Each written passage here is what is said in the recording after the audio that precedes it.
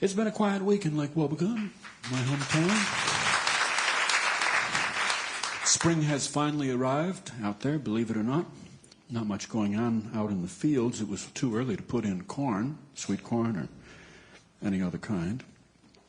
But in all of the farms along the county road out there north and west of town, you could see the doors open to the machinery sheds and men in there greasing up the machines and putting in new oil filters and putting new oil in the crankcase, doing some welding and getting ready to go. Some guys got their oats in early, and then a week ago Friday it rained tremendously hard, so hard that it slowed down your car as you were driving along, just from the force of this heavy spring rain, sheets of water coming down. It was like you were driving up a river. And then on Monday, all of the trees budded out, and all of the lawns were green. And we woke up and heard birds singing. It's a hopeful time of year, spring, of course. You can tell that. You see all of the cars and pickup trucks and some boats and motors parked out in people's driveways and their front yards with for sale signs on them. Some of them they've been trying to sell for years. And the prices are marked down from a year ago. Problem with selling a car like that, of course, is that if you sell it to one of your neighbors and something goes wrong, it may be more trouble than if you had kept it yourself.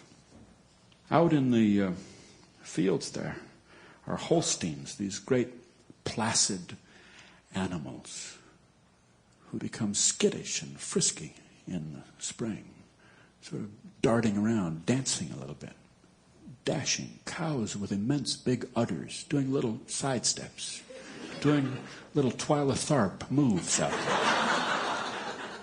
See a couple Holsteins engage their horns and push against each other for a while. It's as if your aunts were sitting and having coffee and they just started wrestling. You know, a couple of aunts down on the floor, throwing cookies at each other and stuff. Unlikely, but I did have an aunt like that. Still do have her, but just barely.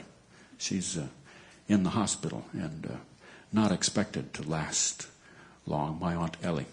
She was in great shape until about a week ago, and then she collapsed. 80 years old.